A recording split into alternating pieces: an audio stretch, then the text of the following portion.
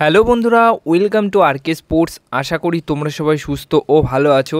তো এই ভিডিওতে কিছু গুরুত্বপূর্ণ আপডেটস শেয়ার করা রয়েছে, তো সেক্ষেত্রে একটু স্কিপ না করে এই ভিডিওটা শেষ অবধি দেখতে থাকো এবং এই চ্যানেলে প্রথমবার এসে থাকলে চ্যানেলটিকে তোমরা অবশ্যই সাবস্ক্রাইব করে রেখো। সাবস্ক্রাইব করাটা একদম সম্পূর্ণ ফ্রি। তো প্রথম যে আপডেটটা শেয়ার করব সেটা হচ্ছে অ্যালেক্স সাজিকে দলে নেবার জন্য মোহনবাগান দল কিন্তু 3 বছরের একটা লম্বা চুক্তিতে বড়সড় একটা অফার করে দিয়েছে। এবার সব কিছু ডিপেন্ড করছে হায়দ্রাবাদ এফসি দলের ওপর। হায়দ্রাবাদ এফসি দলের সাথে যেহেতু কন্ট্যাক্ট রয়েছে, আর তোমাদেরকে জানিয়েছিলাম যে হায়দ্রাবাদ এফসি দল তারা যে সমস্ত প্লেয়ার তাদের সাথে কন্ট্যাক্টেড রয়েছে তাদেরকে নিয়েই আপাতত দল নামাবে। তো সেই মতো অ্যালেক্স সাজিকে তারা ছাড়বে কি ছাড়বে না সেটা নিয়ে কিন্তু একটা সন্দেহ রয়েছে। তো সেই মতো অ্যালেক্স সাজিকে দলে নেওয়ার জন্য মোহনবাগান দল তাদের কাজ সেটা করে দিয়েছে, মানে অফার করে দিয়েছে 3 বছরের চুক্তিতে। এখন সময় বলবে যে অ্যালেক্স সাজি আসছে কি আসছে না।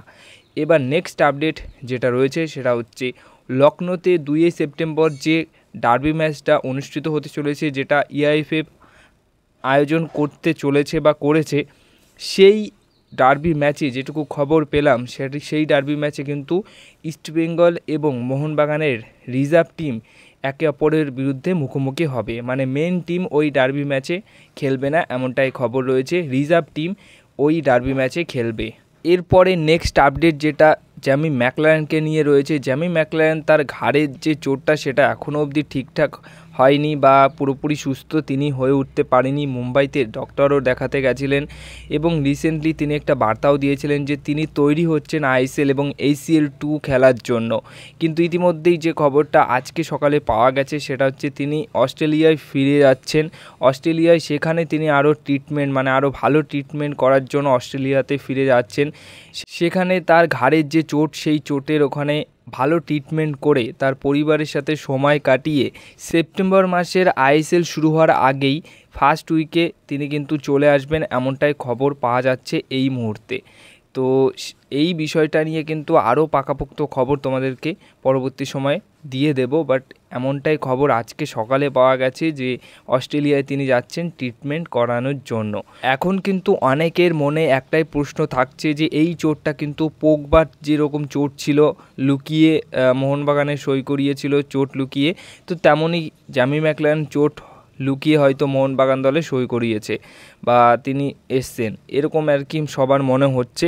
কিন্তু যাই হোক, চোট হয়েছে বা চোট ছিল সেটা বড় কথা নয়। তিনি সুস্থ হয়ে খুব তাড়াতাড়ি, যত তাড়াতাড়ি মাঠে ফিরবেন বা মাঠে মোহনবাগান দলের জার্সিতে খেলবে ততই সেটা কিন্তু আমাদের জন্য ভালো হবে।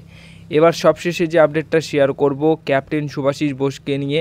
ক্যাপ্টেন শুভাশিস বোসের চোটটা নিয়ে তোমাদেরকে বলেইছিলাম যে তার চোটটা খুব একটা বেশি গুরুতর চোট নয়, কিন্তু যে চোটটা হয়েছে সেই চোটের ক্ষেত্রে ডক্টররা যখন দেখে তখন কিন্তু এই চোটের ক্ষেত্রে বেশিরভাগ সময় চোটটা ঠিক করার জন্য রেস্ট নিতে বলে। তো রেস্ট নিতে গেলে অবশ্যই ফাইনাল ম্যাচ অবশ্যই শুভাশিস বোস তিনি কিন্তু মিস করতে পারেন এবং তার বদলে অটোমেটিক যে চয়েসটা রয়েছে সেটা হচ্ছে দীপেন্দু বিশ্বাস ফাইনাল ম্যাচে শুরু করতে পারেন।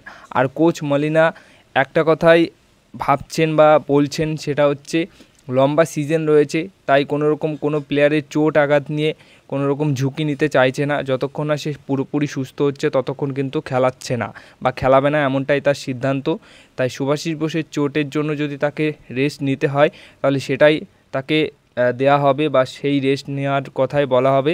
এবং গতকাল প্র্যাকটিস হয়নি এবং আজকে যে প্র্যাকটিস রয়েছে, আজকে প্র্যাকটিস হবে, সেই প্র্যাকটিসের উপরও কিন্তু সিদ্ধান্ত নেওয়া হবে শুভাশিস বোস আগামী ফাইনাল ম্যাচে খেলবে কি খেলবে না।